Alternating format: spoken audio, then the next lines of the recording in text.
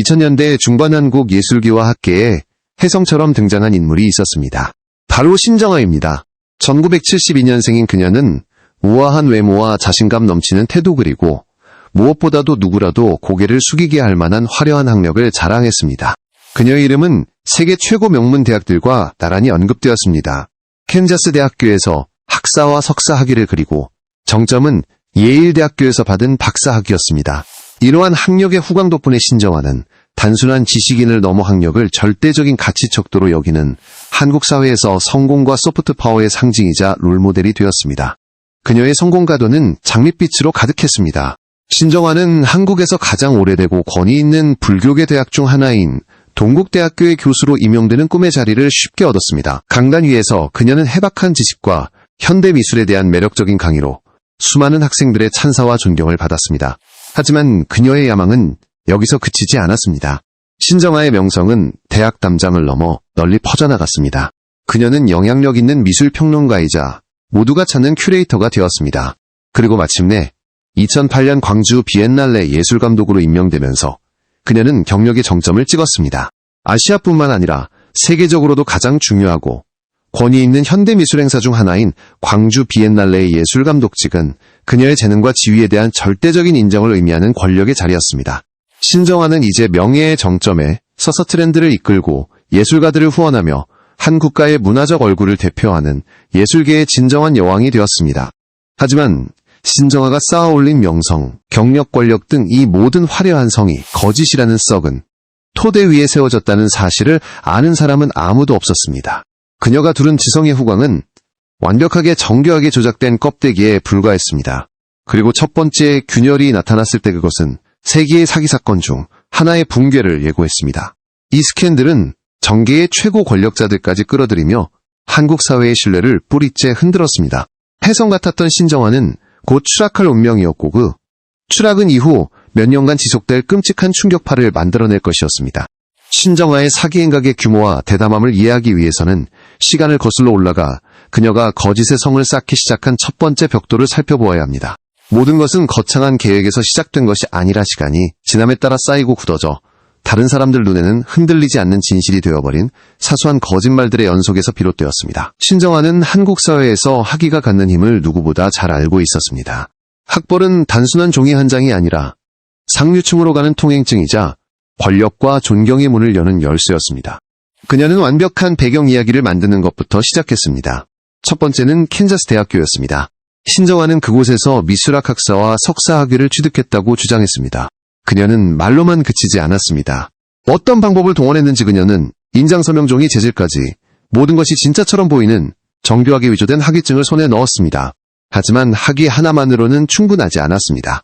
남들과 달라 보이기 위해 의심할 수 없는 후광을 얻기 위해 그녀는 절대적인 정점에 있는 무언가가 필요했습니다.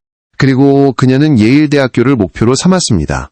세계적인 명성과 엄격한 입학 절차를 자랑하는 예일대는 거의 침범할 수 없는 요새와 같았습니다. 하지만 신정아는 대담하게도 이 명문대에서 미술사 박사학위를 취득했다고 주장했습니다.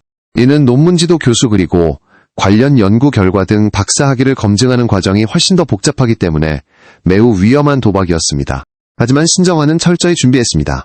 그녀는 단순히 위조된 학위증만 가지고 있었던 것이 아닙니다.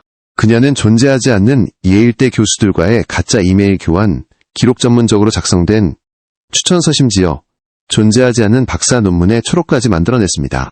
그녀는 예일대 학위를 둘러싼 거짓말의 생태계를 구축했으며 엉성하게 검토하는 사람이라면 누구라도 믿게 할 만큼 촘촘한 가짜 정보망을 만들었습니다. 이 완벽한 위장을 바탕으로 신정아는 자신의 정복을 시작했습니다. 2005년 그녀는 동국대학교 문화예술대학원 교수직에 지원했습니다. 채용위원회는 신정아의 이력서를 보고 완전히 압도당했습니다. 예일대 박사학위 소지자는 어느 대학이라도 탐낼 만한 대어였습니다. 가장 중요했어야 할 학력 조회 과정은 허술하게 이루어졌습니다. 그들은 예일대에 팩스를 보내 확인을 요청했고 신정아가 정말로 졸업했다는 내용의 회신 팩스를 받았습니다. 나중에 사건이 터지고 나서야 보내고 받은 팩스 모두가 정교하게 조작된 자작극이었음이 밝혀졌습니다. 신정아는 첫 번째 관문을 성공적으로 통과하며 대학 교수로서 학계에 정식으로 발을 들였습니다. 강단 위에서 신정아는 자신에 대한 신화를 계속해서 강화해 나갔습니다. 그녀는 자신감 넘치는 태도와 영감 넘치는 강의로 학생들에게 사랑받는 교수였습니다. 그녀는 종종 예일대에서 공부하던 시절의 이야기 최고, 석학들과의 학문적 토론에 대한 이야기를 들려주며 세계적인 지식인의 삶을 생생하게 그려냈습니다. 아무도 의심하지 않았습니다. 그렇게 똑똑하고 재능이 있으며 눈부신 이력을 가진 여성을 어떻게 의심할 수 있었을까요? 하지만 신정아의 야망은 여기서 그치지 않았습니다. 그녀는 진정한 권력을 얻기 위해서는 학위보다 더 큰 것 바로 정계와의 관계가 필요하다는 것을 알고 있었습니다. 그리고 운명은 그녀를 변양균과 만나게 했습니다. 변양균은 당시 노무현 정부 청와대의 정책실장으로 막강한 권력을 가진 인물이었습니다.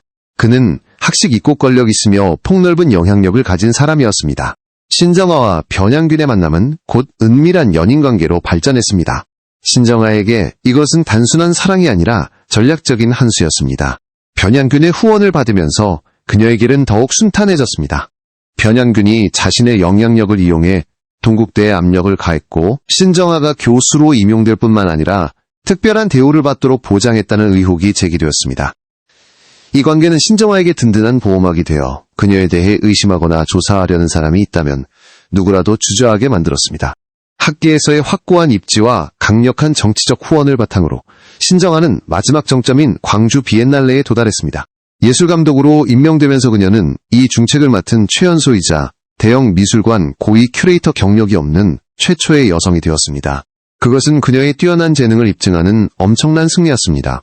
이제 신정아는 학위명성 권력 그리고 어떤 풍파에서도 그녀를 지켜줄 수 있는 관계까지 모든 것을 가졌습니다. 그녀의 거짓의 성은 이제 견고하고 침범할 수 없는 것처럼 보였습니다.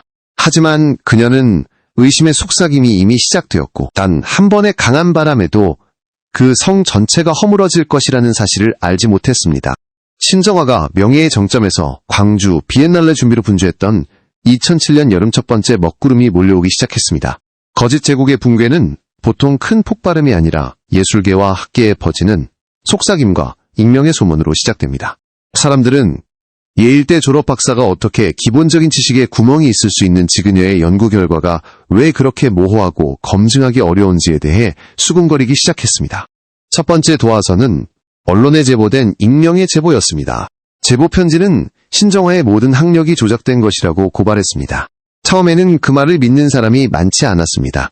그것은 너무나 성공한 여성에 대한 질투에서 비롯된 근거 없는 비방처럼 보였습니다. 게다가 변양균과 같은 고위 정치 인사의 보호를 받고 있는 신정아를 조사하는 것은 매우 민감한 문제였습니다. 그러나 문화일보는 이 사건을 파고들기로 결정했습니다. 기자들은 조용하지만 끈질기게 정보 확인에 나섰습니다. 그들은 캔자스 대학교와 예일 대학교의 학적 기록 관리 사무소에 직접 연락했습니다. 이 과정은 쉽지 않았습니다. 처음에는 개인정보 보호 규정 때문에 대학들은 정보 제공을 주저했습니다. 신정아는 언론이 자신을 조사하고 있다는 사실을 알게 되자 자신감 넘치게 대응했습니다. 그녀는 모든 혐의를 공개적으로 부인하며 악의적인 소문이라고 일축했습니다. 그녀는 심지어 기자들에게 학위증 사본 이메일 그리고 기자들이 직접 확인할 수 있도록 예일대의 학과장이라고 소개한 사람의 전화번호까지 제공했습니다. 하지만 조사하면 할수록 기자들은 더 많은 의문점을 발견했습니다. 신정아가 제공한 전화번호는 연결되지 않았습니다. 그녀가 제시한 이메일은 형식이 의심스러웠습니다. 언론의 압박은 점점 커졌고 대학들은 공식적인 답변을 내놓아야만 했습니다. 그리고 마침 내폭탄이 터졌습니다. 2007년 7월 캔자스 대학교는 신정아가 우리 학교에서 학사나 석사 학위를 취득한 기록이 전혀 없다고 공식 발표했습니다. 곧이어 예일대학교도 신정아는 우리 학교 박사과정에 입학한 적이 없으므로 졸업할 수도 없었다. 그녀가 사용한 박사 학위증은 위조된 것이다라는 더욱 단호한 성명을 발표했습니다. 이 소식은 대한민국 전체를 뒤흔든 지진과도 같았습니다. 예술계의 여왕 신정아의 모든 경력 명성 이미지가 단 하루 만에 무너져 내렸습니다. 그녀는 예일대 박사도 캔자스대 석사도 아니었습니다. 그녀는 단지 사기꾼이었습니다. 스캔들은 더 이상 소문이 아니라 모든 신문의 일면을 장식한 부인할 수 없는 사실이 되었습니다. 동국대학교는 망신 속에 즉시 신정아를 해고했습니다. 광주 비엔날레 조직위원회도 서둘러 임명 결정을 철회했습니다. 신정아의 몰락은 정치적인 폭풍을 몰고 왔습니다. 그녀와 고위공직자 변양균의 연인관계가 폭로되었습니다. 여론은 정치 권력이 거짓에 동조하여 학계 전체를 눈멀게 한 것이 아닌지 의문을 제기했습니다. 변양균은 불명예스럽게 사임해야 했고 직권 남용 혐의로 조사를 받게 되었습니다. 신정아의 개인적인 스캔들은 권력돈 그리고 지식인 사회 간의 썩은 고리를 드러낸 신정아 게이트라는 심각한 신뢰의 위기로 번졌습니다. 참혹한 진실에 직면한 신정아는 미국으로 도피했지만 얼마 지나지 않아 법의 심판을 받기 위해 한국으로 돌아왔습니다. 공항에 나타난 그녀는 지치고 초췌한 모습이었고 더 이상 자신감 넘치는 여교수나 권위 있는 예술감독의 모습은 찾아볼 수 없었습니다. 그녀의 거짓 제국은 완전히 무너져 고수치심의 잿더미와 형사 고발만이 그녀를 기다리고 있었습니다. 신정아에 대한 수사와 재판은 한국 사회 전체에 초점이 되었습니다. 대중은 단순히 사기꾼의 처벌을 보기 위해서가 아니라 어떻게 그런 정교한 거짓말이 몇 년 동안이나 사회 시스템 전체를 속일 수 있었는지에 대한 더 큰 질문의 답을 찾기 위해 모든 세부 사항을 지켜보았습니다. 검찰은 단호하게 수사에 착수했습니다. 수사를 통해 신정아의 사기 네트워크 전체가 드러났습니다. 그들은 학위증부터 이메일 추천서에 이르기까지 문서 위조에 대한 증거를 수집했습니다. 이 과정은 대학의 확인에 그치지 않고 이 위조 문서들의 출처를 추적하는 데까지 깊이 들어갔습니다. 그들은 신정아가 빈틈없는 위장을 만들기 위해 다양한 방법을 체계적으로 사용했다는 것을 발견했습니다. 사문서 위조 혐의 외에도 신정아는 사기 및 공금 횡령 혐의도 받았습니다. 검찰은 신정아가 위조 학위를 사용하여 교수 및 예술감독직을 얻음으로써 기관들을 속여 불법적으로 급여와 기타 혜택을 받았다고 주장했습니다. 더욱이 광주 비엔날레에서 일하는 동안 그녀는 불투명한 후원 계약을 통해 행사 예산의 일부를 횡령한 혐의도 받았습니다. 사건은 변양균의 연루로 더욱 복잡해졌습니다. 그에 대한 수사는 직권남용 혐의에 집중되었습니다. 검찰은 변양균이 청와대에서의 지위를 이용하여 대기업들에게 동국대학교 수뇌부와 관련된 사찰에 후원하도록 압력을 가한 증거를 발견했습니다. 이는 동국대가 신정아를 임용한 것에 대한 보답의 한 형태였습니다. 이것은 정치 권력이 개인적인 이익을 위해 사용되어 학술 및 예술기관을 정치인들의 뒷마당으로 만드는 정교한 부패 행위였습니다. 법정에서 신정아와 변양균은 각기 다른 변론을 펼쳤습니다. 신정아는 처음에는 혐의를 부인하려 했지만 부인할 수 없는 증거 앞에서 점차 학위 위조 사실을 인정했습니다. 그러나 그녀는 항상 자신을 의도적인 사기꾼이 아니라 성공에 대한 지나친 열망 때문에 길을 잘못 든 피해자로 묘사하려 했습니다. 변양균은 직권남용 혐의를 완강히 부인했습니다. 그는 신정아와의 연인 관계는 인정했지만 사찰에 대한 후원 요청은 자신의 정상적인 업무의 일환이었으며 신정아의 임용과는 아무런 관련이 없다고 주장했습니다. 재판은 전 국민의 관심을 끄는 드라마가 되었습니다. 언론은 모든 증언과 진행 상황을 계속해서 보도했습니다. 대중은 신정아의 거짓에 분노하면서 도그녀와 고위공직자 간의 부적절한 사랑 이야기에 호기심을 가졌습니다. 마침내 몇 달간의 재판 끝에 법원은 판결을 내렸습니다. 법원은 신정아의 사문서 위조 혐의와 사기횡령 혐의 일부를 유죄로 인정했습니다. 법원은 그녀의 행위가 교육 및 예술 시스템에 대한 신뢰를 훼손하는 등 사회에 심각한 부정적인 영향을 미쳤다고 판단했습니다. 이러한 혐의로 신정아는 징역 18개월을 선고받았습니다.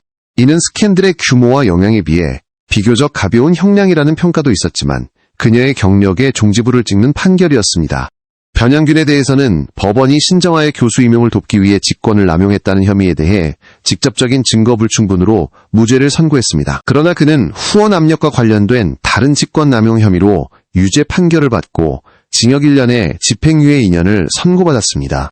비록 실형은 면했지만 그의 정치 경력 역시 완전히 무너졌습니다. 판결이 내려지고 신정아의 등 뒤로 감옥문이 닫혔지만 신정아 게이트가 남긴 질문과 여지는 한국 사회에 계속해서 맴돌았습니다. 그것은 단지 한 여성의 이야기가 아니라 사회 시스템 전체의 고질적인 문제를 비추는 거울이었습니다. 18개월의 형기를 마친 후 신정아는 석방되었습니다. 그녀는 더 이상 예술계의 여왕이나 예일대, 박사가 아닌 씻을 수 없는 오점을 안고 살아가는 평범한 여성으로 교도소를 나섰습니다. 그 후 그녀의 삶은 비교적 조용했습니다. 그녀는 변양균과의 사랑 이야기를 포함한 자신의 이야기를 담은 자서전을 출간하여 적지 않은 논란을 일으켰습니다. 평범한 삶으로 돌아가려 노력했지만 신정아라는 이름은 영원히 위조라는 두 글자와 함께하게 되었습니다. 하지만 신정아 게이트의 가장 큰 유산은 신정아 개인의 운명이 아니라 그것이 한국 사회에 미친 광범위한 영향에 있습니다. 이 사건은 대학 및 주요 기관의 채용 및 학력 검증 시스템에 치명적인 허점이 있음을 적나라하게 드러냈습니다. 이는 명망 있는 타이틀에 대한 맹목적인 신뢰가 얼마나 재앙적인 결과를 초래할 수 있는지를 보여주었습니다. 이 사건 이후 한국 전역의 대학과 기업들은 채용 절차를 재검토하고 강화해야 했으며 지원자가 제출한 사본만 믿는 대신 발급기관으로부터 직접 인증 서류를 요구하게 되었습니다. 더 중요한 것은 신정아 게이트가 정치 권력 재벌 그리고 문화, 교육기관 간의 위험하고 불투명한 유착관계에 경종을 울렸다는 점입니다. 변양균 사건은 국가 권력이 어떻게 개인의 이익을 위해 쉽게 남용될 수 있는지 그리고 학술 및 예술기관이 어떻게 정치인들의 뒷마당으로 전락할 수 있는지를 보여주었습니다. 이는 향후 유사한 사건을 방지하기 위해 보다 독립적이고 투명한 감독 메커니즘이 필요하다는 격렬한 논쟁을 촉발시켰습니다. 마지막으로 신정아의 이야기는 학력과 지위에 대한 한국 사회의 강박관념을 고통스럽게 상기시켜줍니다.